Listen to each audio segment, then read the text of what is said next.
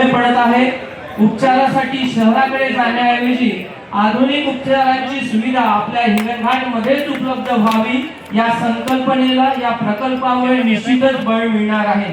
आजचा हा पायाभरणी सोहळा म्हणजे केवळ विकास कामाची सुरुवात नाही, तर हजारो कुटुंबाच्या निरोगी, सुरक्षित आणि उज्ज्वल भविष्याचा विश्वास दृढ करणारा शुभारंभ आहे। या महत्त्वाकांक्षी प्रकल्पासाठी विशेष प्रयत्न करणारे हिंगणघाट समुद्रपूर सिंधी रेल्वे विधानसभा क्षेत्राचे सन्माननीय आमदार माननीय समीरभाऊ कुनावार, महाराष्ट्र शासनाच्या सार्वजनिक आरोग्य विभाग, शासन प्रशासनातील आरोग्याचा विश्वास, उपचारांची हमी आणि नागरिकांच्या निरोगी भविष्याची नवी आशा या ऐतिहासिक आणि लोकउपयोगी प्रकल्पाच्या यशस्वी पूर्ततेसाठी हिंगणघाट समुद्रपूर सिंधी रेल्वे विधानसभा क्षेत्रातील सर्व नागरिकांना मनपूर्वक हार्दिक शुभेच्छा।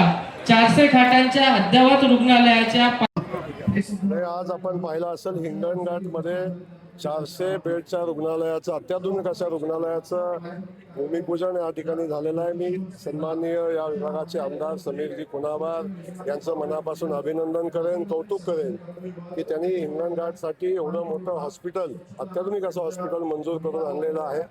त्यासोबत या हिंगणघाटमध्येच मेडिकल कॉलेजची मान्यता मिळवलेली आहे। त्यामुळे आदरणीय देवेंद्रजींना धन्यवाद देत असताना समीर कुनावारांच्या पाठपुराव्यालाही मनापासून या ठिकाणी त्याचं कौतुक या ठिकाणी करतो आणि या रुग्णालयाच्या माध्यमातून या भागातल्या सगळ्या रुग्णांना सर्वोत्तम रुग्णसेवा मिळेल अशा पद्धतीची अपेक्षा या निमित्ताने व्यक्त करतो। जयकुमार गोरेवर अनेक प्रकारचे गुन्हे दाखल झालेले आहेत, तरी पण देवेंद्र फडणवीस सरकारने अमर्यादा देऊन मंत्रिपद दिले। सुषमाताईंना त्यांनी योजलेल्या कामात मनापासूनच्या शुभेच्छा आहेत। त्यांच्या जे त्यांनी योजलेलं आहे, ज्या गोष्टी ठरवून त्या बोलतात, त्याच्या अधिकचं मला बोलणं उचित नाही। त्या भगिनींना माझं एवढंच सांगणं आहे की एखादा सामान्य कुटुंबातला राजकारणी जेव्हा इथंपर्यंत येत असताना खूप मेहनतीनं सामान्य लोकांची सेवा करून 4-4 वेळा विधानसभेमध्ये निवडून येतो आणि लोकांची सेवा करतो, तेव्हा आपण एखाद्यावर आरोप करत असताना वस्तुस्थितीची माहिती घेऊन आणि वस्तुस्थितीला धरून केलं तर मला वाटतं उचित होईल। त्या पण सामान्य कुटुंबातल्या आहेत, माझ्या मोठ्या भगिनी आहेत।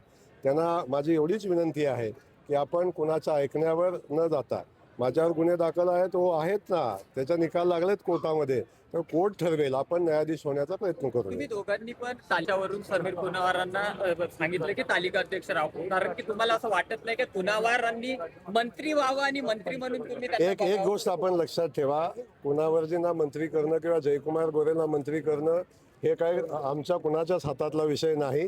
त्यामुळे पक्ष जो निर्णय घेतो, राज्याचे मुख्यमंत्री आदरणीय देवेंद्रजी निर्णय घेतात, तो निर्णय आम्ही सगळेजण मान्य करत असतो।